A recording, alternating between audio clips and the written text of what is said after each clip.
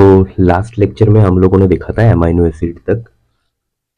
और amino acid को हमने बोला था कि building block of the protein है ये, मतलब various type of the amino acid जब जुड़ता है थ्रू पेप्टाइड बॉन्ड तब ये प्रोटीन मॉलिक्यूल का फॉर्मेशन करता है।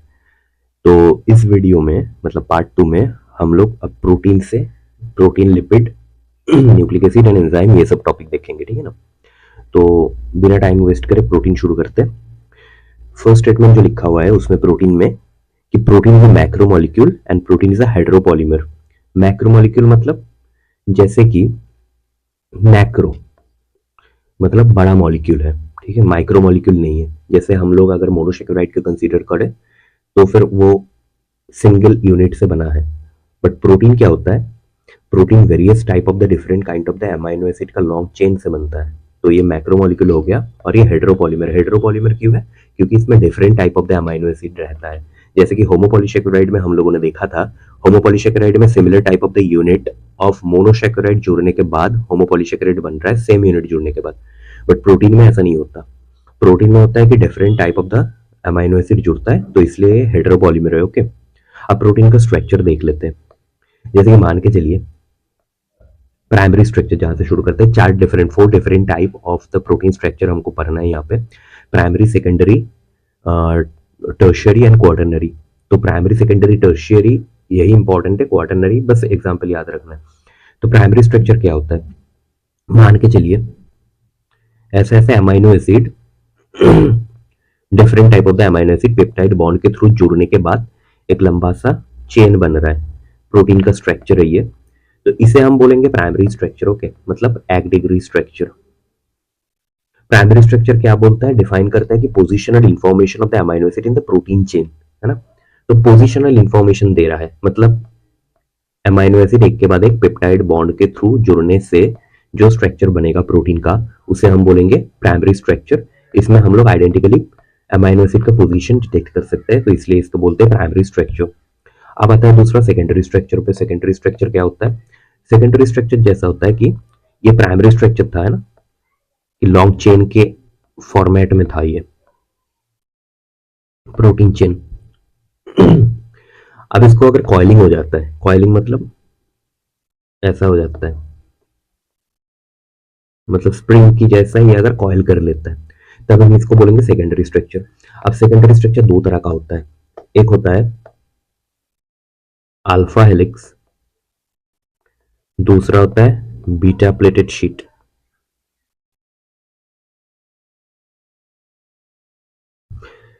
दो तरह का सेकेंडरी स्ट्रक्चर मिला हम लोगों को, एक अल्फा हेलिक्स एंड दूसरा beta pleated sheet. Alpha helix किसे बोला जाता है? देखो, अल्फा हेलिक्स इसी को बोला जाता है जैसे कि एक स्ट्रेट चेन ऑफ प्रोटीन था अमाइनो एसिड, जिसे हम प्राइमरी स्ट्रक्चर बोल रहे थे, वो अगर कॉइल करने के बाद जो स्ट्रक्चर बनेगा उसे हम बोलेंगे अल्फा हेलिक्स। ओके, इसे हम बोलेंगे अल्फा हेलिक्स, सिंपल। और बीटा प्लेटेड शीट क्या होता है? इसी सिमिलर तरह का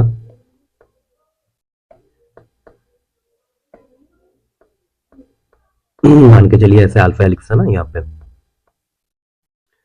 इसमें जब इंटरमोलिकुलर हाइड्रोजन बॉन्ड का फॉर्मेशन हो जाता है दो different type of the alpha helix के अंदर, दो या तीन जो भी है, मल्टीपल, जब ये क्या बोलते हैं इसको? Hydrogen bond.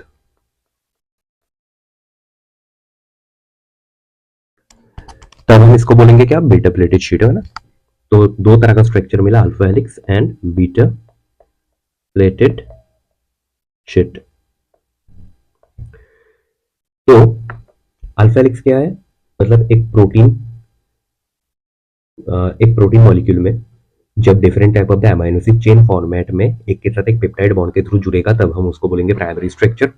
अब ये प्राइमरी स्ट्रक्चर का जब कॉइलिंग होगा, जैसे कि ऐसे कॉइलिंग बन रहा है, तब हम इसको बोलेंगे secondary structure. And special type of the secondary structure है ये है क्या? अल्फा हेलिक्स है।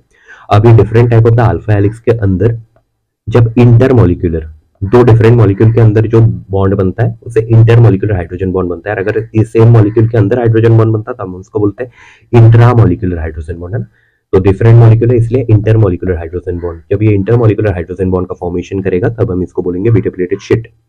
अब हम थोड़ा एग्जांपल देख लेते हैं क्या है। सेकेंडरी स्ट्रक्चर में अल्फा हेलिक्स जो है उसका एग्जांपल है keratin protein of hair. Okay, और बीटा प्लेटेड शीट जो है उसका एग्जांपल है fibroin protein of the silk.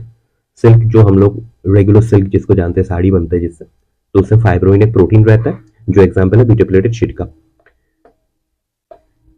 अब इसमें ये लिखा है बीटा प्लेटेड शीट का फॉर्मेशन कैसे होते हैं।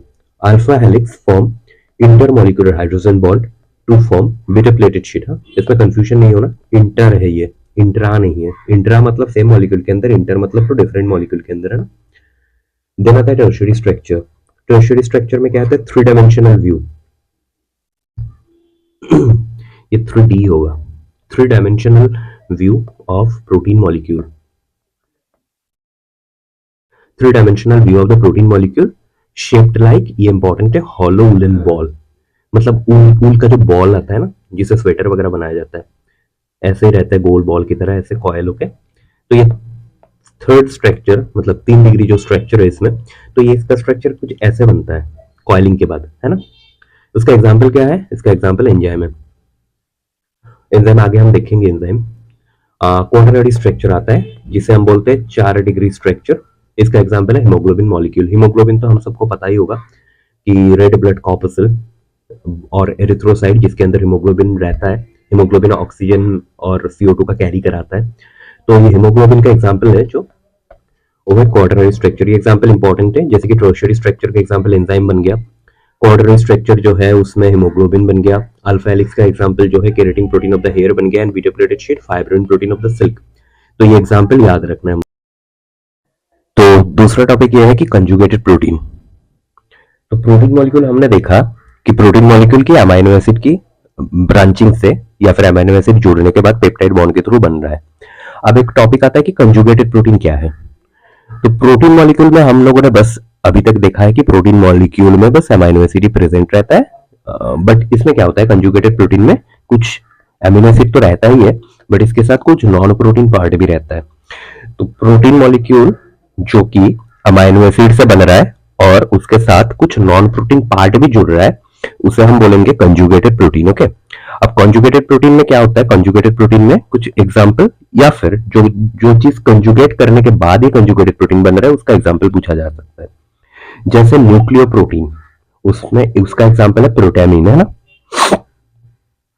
तो nucleoprotein, metalloprotein, chromoprotein, phosphoprotein, lipoprotein and glycoprotein, ये सब एग्जांपल है कंजुगेटेड प्रोटीन का। अब स्पेसिफिकली न्यूक्लियोप्रोटीन का एग्जांपल क्या है, प्रोटेमिन, मेटलोप्रोटीन का है हीमोग्लोबिन, क्रोमोप्रोटीन का है साइटोक्रोम, फॉस्फोप्रोटीन का है casein of the milk, lipoprotein का है काइलोमाइक्रिन एंड ग्लाइकोप्रोटीन का एग्जांपल है म्यूसिन, है ना। तो जैसे कि हम लोग मेटलोप्रोटीन लेके चलते हैं, तो प्रोटीन तो है हीमोग्लोबिन, जैसे कि हम लोगों ने यहाँ पे देखा है हीमोग्लोबिन क्वाटरनरी स्ट्रक्चर है, तो हीमोग्लोबिन एक प्रोटीन मॉलिक्यूल तो है, बट इसमें क्या है ना, कंजुगेशन में Fe आयरन आयन जुड़ा रहता है, तो इसलिए हो गया ये कंजुगेटेड प्रोटीन। मतलब इसमें प्रोटीन पार्ट तो है, उसके साथ कुछ नॉन प्रोटीन पार्ट भी है, जैसे कि एक मेटल आयन से, तो ऐसा हो जाता है मेटलोप्रोटीन, इसलिए नाम है मेटलोप्रोटीन। तो एग्जाम्पल हो गया हीमोग्लोबिन, है ना। क्रोमोप्रोटीन, क्रोमोप्रोटीन में क्या होगा, क्रोमोप्रोटीन में कुछ प्रोटीन मॉलिक्यूल तो रहेगा, उसके साथ कुछ पिगमेंट्स मॉलिक्यूल भी एडिशन में रहेगा, जैसे कि क्रोम, क्रोम मतलब पिगमेंट होता है, साइटोक्रोम एग्जांपल हो गया। तो ये सब चीजें थोड़ा सा याद रखना है, जैसे कि न्यूक्लियोप्रोटीन, कंजुगेटेड प्रोटीन का एग्जांपल ये सब बन रहा है फिर, मतलब nucleoprotein, metalloprotein, chromoprotein, phosphoprotein, lipoprotein and glycoprotein. तो ये चीजें हम लोगों को थोड़ा याद रखना है यहाँ पे कि न्यूक्लियोप्रोटीन का एग्जाम्पल कौन सा है। पहले तो ये कंजुगेटेड प्रोटीन में क्या क्या आता है ये याद रखना है, और फिर उसका एग्जाम्पल याद रखना है। जैसे न्यूक्लियोप्रोटीन में प्रोटामिन आ गया, मेटलो पे हीमोग्लोबिन आ गया, क्रोमोप्रोटीन पे साइटोक्रोम आ गया, लिपोप्रोटीन पे केसिन ऑफ मिल्क आ गया, फॉस्फोप्रोटीन पे लिपोप्रोटीन पे काइलोमाइक्रिन आ गया, एंड ग्लाइकोप्रोटीन पे म्यूसिन आ गया, ठीक है ना। अब कुछ एक्स्ट्रा नोट ऐड कर रखा मैंने यहाँ पे, जहां से डायरेक्ट एमसीक्यू बन सकता है। जैसे कुछ चीजें पहले डिस्कस कर चुके हैं हम लोग, और कुछ चीजें अभी जानेंगे। जैसे कि मोस्ट अबेंडेंट ऑर्गेनिक मैटर, अगर ऐसा लिखा है या फिर एडिशन में ऐसा लिखा है in biosphere, most abundant organic matter और most abundant organic matter in biosphere, अगर दोनों ऐसा इस तरह का स्टेटमेंट है तो उसका एग्जांपल बनता है सेल्यूलोजा, जो मैंने पहले भी बोला है, ये कार्बोहाइड्रेट पढ़ाते time. Second most abundant organic matter जो है वो काइटिन, सिमिलरली इन बायोस्फीयर, और second most organic abundant organic matter, है ना। अब आता है ये दो पॉइंट तो हम लोगों ने पहले भी देखा था। अब प्रोटीन में आता है कुछ प्रोटीन में इंपॉर्टेंट पॉइंट जो है, जैसे कि most abundant protein in the biosphere जो है वो है रुबिस्को। रूबिस्को एक एंजाइम है जो प्लांट में रहता है, फोटोसिंथेसिस में हेल्प करता है, ये C3 साइकिल जिसे बोलते हैं, केल्विन साइकिल, उसमें मिलता है ये। तो रूबिस्को जो एंजाइम है, रूबिस्को एंजाइम का फंक्शन हम फोटोसिंथेसिस में जाके देखेंगे। ये है most abundant protein in the biosphere. Most abundant protein, जब मोस्ट अबंडेंट बोला जाए तब मतलब ये एनिमल वर्ल्ड और प्लांट वर्ल्ड मिला के बोला जा रहा है, ठीक है ना। तो most abundant protein in the biosphere कौन सा है? Protein rubisco. But organic matter जब पूछेगा तब ये सेलुलोज होगा। हाँ, most abundant protein in animal world, specifically animal world mention कर दिया है यहाँ पे, तो फिर उसका एग्जांपल कोलेजन होता है। Protein that carry glucose into the cell. Human body में ग्लूकोज का ट्रांसपोर्टेशन के लिए एक स्पेसिफिक प्रोटीन रहता है, रिसेप्टर मॉलिक्यूल, जिसे हम बोलते हैं कि ग्लूट4। इससे क्वेश्चन आ चुका है, GLUT4। अब ये 4 रोमन में लिखा हो सकता है, ऐसे भी लिखा हो सकता है, जैसे भी एग्जाम नाम है इसका ग्लूट4। हाँ, फिर दूसरा जो आता है रेनिन, RENIN, रेनिन। हाँ, हेल्प इन ऑस्मो रेगुलेशन।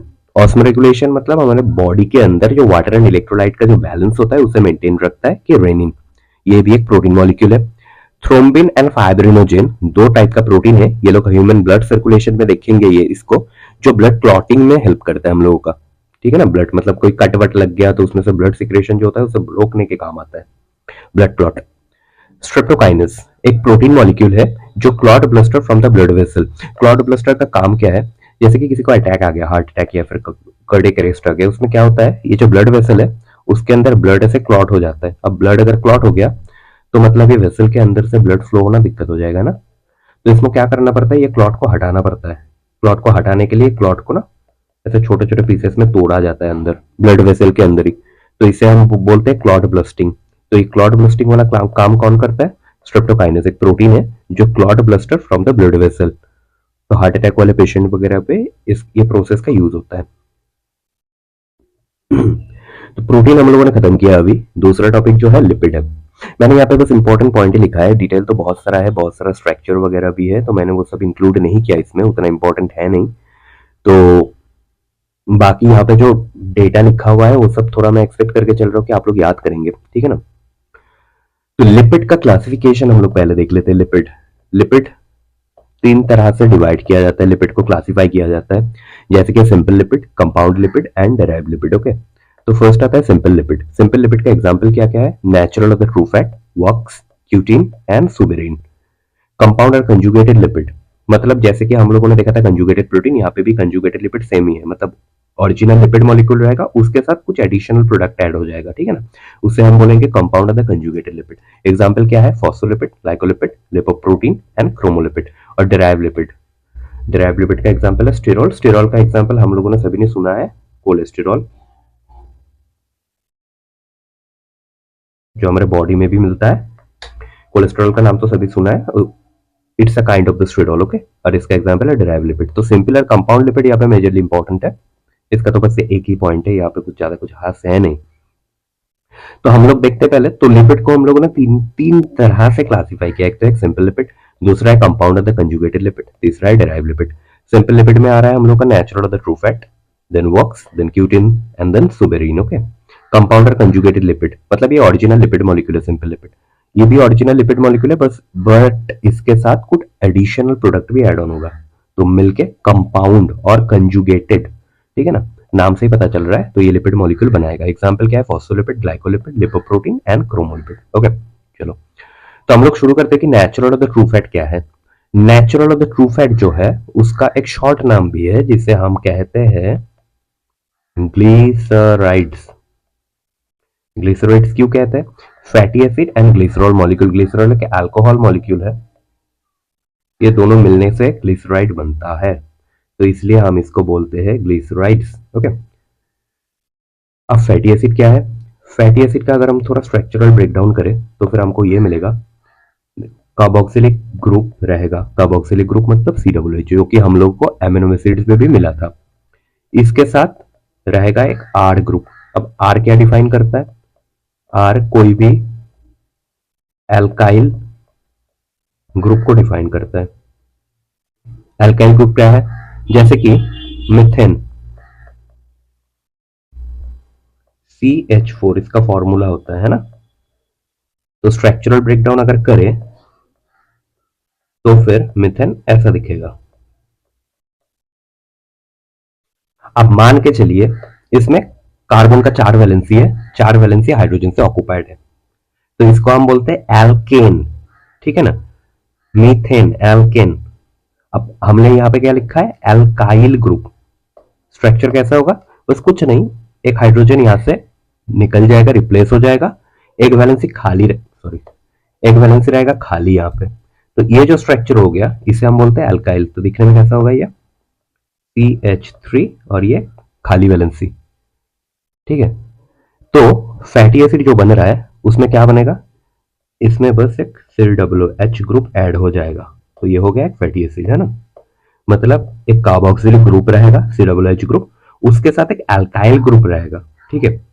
अब फैट के अंदर जो मिलता है हम लोगों को, या फिर लिपिड के अंदर, सिंपल लिपिड के अंदर जो मिलता है उसमें मेजरली हम लोगों को मिलता है अल्काइल ग्रुप ही है, बाकी ऐसा कुछ सच नहीं मिलता। अब हम लोग क्या देखेंगे यहाँ पे, saturated fatty acid and unsaturated fatty acid.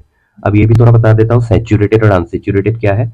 Alkyl group हम लोगों ने क्या बोला, जैसे कि CH3 ऐसा हो सकता है, C2H5 हो सकता है, C3H7 ऐसा हो सकता है, ठीक है ना, सॉरी ऐसा हो सकता है।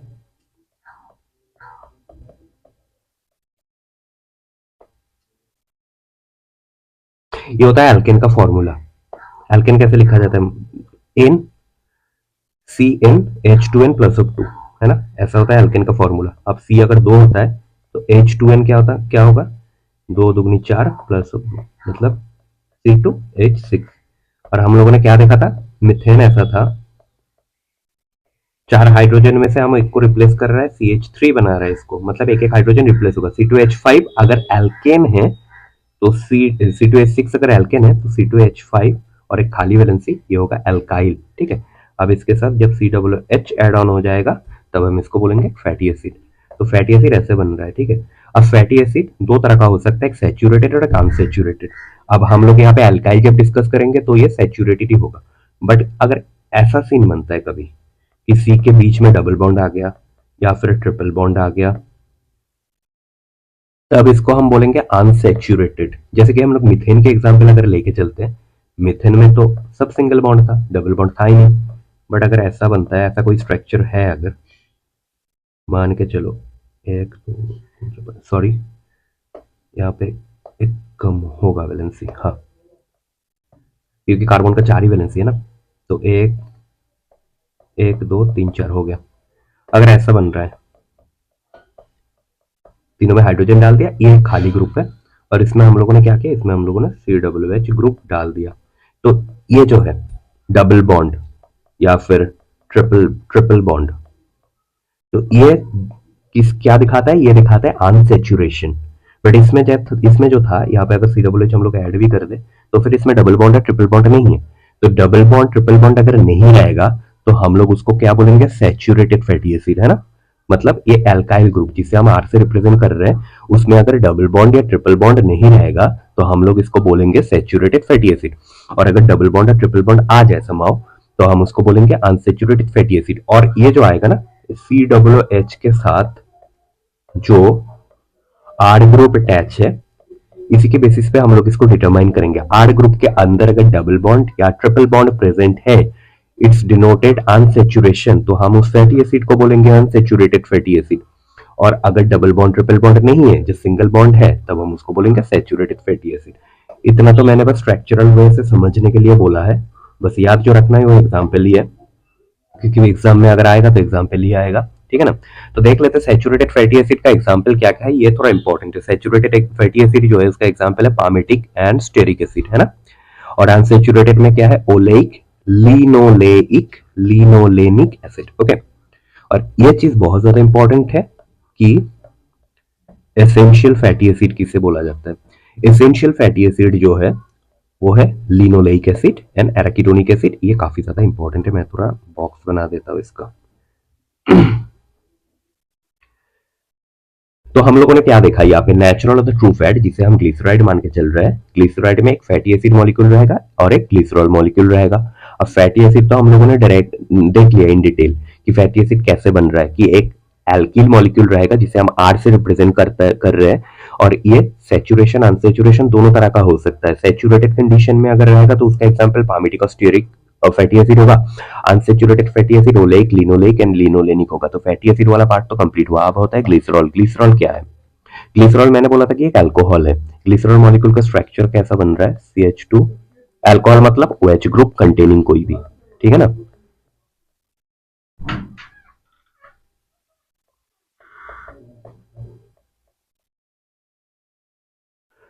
तो ग्लिसरॉल एक अल्कोहल मॉलिक्यूल है जिसमें OH ग्रुप जिसमें रहेगा वो अल्कोहल ग्रुप बनता है, ठीक है।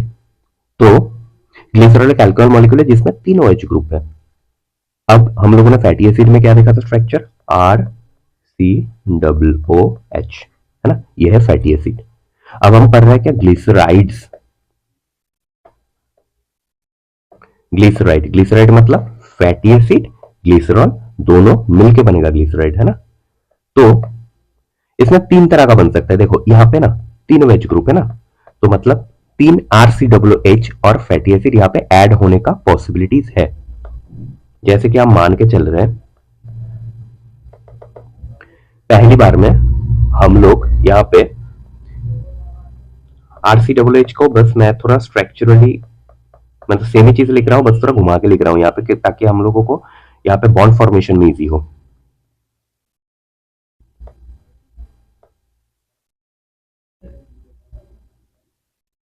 COOH, ठीक है।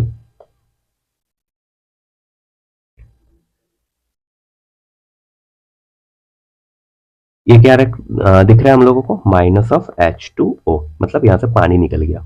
तो क्या है यहाँ पे मैं बोलना जो चाह रहा हूं, ये ग्लिसरॉल मॉलिक्यूल है। ग्लिसरॉल में 3 OH ग्रुप रहता है। अब 3 OH ग्रुप में से अगर एक सिनेरियो ऐसा बन रहा है कि इसमें से एक ही फैटी एसिड इसमें ऐड हो रहा है, ठीक है, एक ही फैटी एसिड लिखा ना मैंने RCOOH, और ऐड कैसे हो रहा है? COOH ग्रुप से OH निकल रहा है और OH से H निकल रहा है, मतलब ओवरऑल एक पानी का मॉलिक्यूल यहां से निकल रहा है। तो इसका जो नाम आएगा उसे हम बोलेंगे बोलेंगे मोनो मोनोग्लिसराइड। मोनो क्यों बोलेंगे? क्योंकि एक ही फैटी एसिड है, ठीक है ना।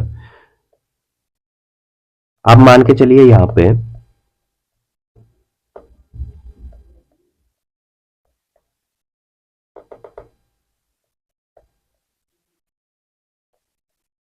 दूसरा और एक फैटी एसिड मॉलिक्यूल आ गया। अब आ गया जब सिमिलर तरह से रिएक्ट करेगा और यहां से भी एक पानी का मॉलिक्यूल निकाल लेगा, तो इसे हम क्या बोलेंगे? तब इसमें 2 फैटी एसिड ऐड हुआ है ना, तो इसको हम बोलेंगे डाई ग्लिसराइड, ठीक है। यह है दूसरा सिनेरियो। अब तीसरा सिनेरियो में क्या बन रहा है? यहाँ पे मान के चलिए और एक फैटी एसिड, क्योंकि यहाँ पे 3 OH ग्रुप है, मतलब 3 फैटी एसिड 1 से 3 तक ऐड होने का चांसेस है। एक हो रहा है तो हम उसको बोलेंगे मोनोग्लिसराइड, 2 हो रहा है तो हम उसको बोलेंगे डाइग्लिसराइड, और अगर 3 हो रहा है तब हम उसको बोलेंगे ट्राइग्लिसराइड, है ना। तो फिर ग्लिसराइड मॉलिक्यूल जो है वो हमने क्या देखा? ग्लिसराइड मॉलिक्यूल, ग्लिसराइड जो फैटी एसिड से बन रहा है और ग्लिसरॉल से बन रहा है। और ग्लिसरॉल क्या है? Glycerol nothing but an alcohol जिसमें 3 OH ग्रुप रहता है। 3 OH ग्रुप रह रहा है मतलब इसमें 1 से 3 तक फैटी एसिड मॉलिक्यूल का अटैच होने का पॉसिबिलिटीज है। जब एक ग्लिसरॉल मॉलिक्यूल में एक फैटी एसिड अटैच होगा तब हम उसको बोलेंगे मोनोग्लिसराइड। जब एक ग्लिसरॉल मॉलिक्यूल में 2 फैटी एसिड अटैच होगा तब हम उसको बोलेंगे डाइग्लिसराइड। जब एक ग्लिसरॉल मॉलिक्यूल में 3 फैटी एसिड अटैच होगा तब हम उसको बोलेंगे ट्राइग्लिसराइड। तो यहाँ पे ग्लिसराइड ये है फैटी एसिड प्लस ग्लिसरॉल। अब फैटी एसिड कितना जुड़ रहा है उसके हिसाब से इसका नाम आ रहा है, मतलब अल्टीमेटली ये ग्लिसराइड ही है। अगर एक फैटी एसिड जुड़ रहा है तो मोनोग्लिसराइड, 2 जुड़ रहा है तो डाइग्लिसराइड, 3 जुड़ रहा है तो इसको हम बोलेंगे ट्राइग्लिसराइड। ओके। अब ट्राइग्लिसराइड 2 तरह का होता है, मतलब बॉइलिंग पॉइंट के अनुसार ट्राइग्लिसराइड। एक होता है फैट, दूसरा होता है ऑयल। फैट और ऑयल को हम लोग कैसे डिफरेंशिएट कर रहे हैं? जैसे हम अगर बटर ले लेते हैं या फिर घी ले लेते हैं ना, जो रूम टेम्परेचर में थोड़ा कंडेंस फॉर्म में रहता है, एकदम लिक्विडिक फॉर्म में नहीं रहता, उसे हम बोलेंगे फैट। और ऑयल जैसे खाना बनाने वाला जो ऑयल होता है वो भी एक फैट का एग्जाम्पल है, बट वो लिक्विडिक फॉर्म में रहता है। तो मेनली क्या होता है, बॉइलिंग पॉइंट के बेसिस पे ट्राइग्लिसराइड जो है वो दो तरह का हो रहा है। बॉइलिंग पॉइंट के बेसिस पे, रूम टेम्परेचर पे, एक होता है फैट और दूसरा है ऑयल। ओके, आई थिंक मैंने यहाँ पे जो जो था मैंने सब बोल दिया। हाँ, ओके। अब दूसरा टॉपिक जो है वो है, अच्छा ये कंजुगेटेड प्रोटीन नहीं होगा, मैं करेक्ट वाला नोट भेज दूंगा पीडीएफ, ये लिपिड होगा। कंजुगेटेड लिपिड, कंजुगेटेड लिपिड में क्या है, मतलब हम लोगों ने क्या देखा कि एक फैटी एसिड, दूसरा कोई भी एक अल्कोहल, यहाँ पे हम लोगों ने ग्लिसरॉल मान के चल रहा है क्योंकि ये ग्लिसराइड फॉर्मेशन कर रहा है। तो अल्कोहल कोई भी हो, फैटी एसिड क्लास ऑफ कोई भी अल्कोहल, वेज ग्रुप, मतलब ये रिएक्शन कोई भी अल्कोहल के लिए चलेगा। हम लोग बस एग्जांपल लिए ग्लिसरॉल लेके चल रहे हैं क्योंकि हम लोग ग्लिसराइड को स्टडी कर रहे हैं, ठीक है ना। तो कोई भी अल्कोहल हो सकता है, तो फैटी एसिड एंड ग्लिसरॉल मिलके हम लोगों का बना रहा है फैट या फिर लिपिड। अब हमने क्या बोला था, लिपिड तो ओरिजिनली ऐसे फॉर्म हो रहा है, अब लिपिड के साथ कोई दूसरा मॉलिक्यूल भी जब ऐड होगा तब हम उसको बोलेंगे कंजुगेटेड लिपिड और कंपाउंड लिपिड, है ना। जैसे कि हम लोगों ने एग्जैक्टली प्रोटीन में भी देखा था, कंपाउंड और कंजुगेटेड प्रोटीन में। तो इसका बस क्या है, इसका एग्जाम्पल याद कर लो, फॉस्फोलिपिड, मतलब कोई फॉस्फेट ग्रुप इसमें ऐड होगा लिपिड में। फॉस्फोलिपिड कहाँ मिलता है, found in the cell membrane. Example इसका क्या है, लेसिथिन। लेसिथिन एक बहुत ही मेजर इंपॉर्टेंट कंपाउंड है। लेसिथिन का एक अच्छा सा स्ट्रक्चर भी है, बट मैं उसको नहीं दिखा रहा, लेसिथिन का स्ट्रक्चर थोड़ा कॉम्प्लेक्स है, बट ये found in the cell membrane, example है फॉस्फोलिपिड। दूसरा जो आ रहा है उसका एक वो है ग्लाइकोलिपिड, ये भी cell membrane of the chloroplast में मिलता है और माइलिन शीथ ऑफ न्यूरॉन कहाँ मिलता है, ये इंपॉर्टेंट है इसमें। देन आता है लिपोप्रोटीन। लिपोप्रोटीन से नाम से ही पता चल रहा है कि लिपिड रहेगा और कुछ प्रोटीन मॉलिक्यूल ऐड ऑन होगा। तो लिपिड, ओरिजिनल लिपिड के साथ प्रोटीन ऐड हो रहा है, इसलिए हम लोग बोल रहे हैं कंजुगेटेड और कंपाउंड लिपिड, है ना। लिपोप्रोटीन का एग्जांपल क्या है, प्लाज्मा मेम्ब्रेन, हम लोग का सेल मेम्ब्रेन जो है और प्लाज्मा मेम्ब्रेन जो है उसी को बोलते हैं लिपोप्रोटीन। देन आता है क्रोमोलिपिड। क्रोमोलिपिड का एग्जाम्पल क्या है, मतलब लिपिड के साथ कोई भी पिगमेंट्स मॉलिक्यूल ऐड होगा, मतलब कैरोटीन एंड विटामिन ए। तो हम लोगों ने यहाँ तक लिपिड कंप्लीट कर लिया, ठीक है। और डिराइव लिपिड में क्या मिला था हम लोग को, स्टेरॉल। स्टेरॉल का एक क्लासिक एग्जांपल जो है कोलेस्टेरॉल, हम लोगों को ये कोलेस्टेरॉल हमारे बॉडी में मिलता है। तो आई थिंक लिपिड में और कुछ बचा नहीं है जो मैंने बोला, बस मैंने समझाने के लिए शायद बहुत कुछ बोला है यहाँ पे, बट आप लोगों को बस याद यही करना है कि यहाँ पे जो लिखा है, ठीक है ना, क्योंकि मैंने एक तरह का शॉर्ट नोट ही बनाया है इसको, इससे ज्यादा कुछ याद आ, उतना रखने की जरूरत नहीं है। अगर क्वेश्चन के करने टाइम पे अगर हम लोग को एक्स्ट्रा कुछ मिलता है तब हम लोग एडिशनली ऐड कर लेंगे उसको, बट अभी के लिए इतना ही याद करो, क्योंकि इसके बाद मैंने हर एक टॉपिक वाइज क्वेश्चन भी सॉल्व कराना है आप लोगों को।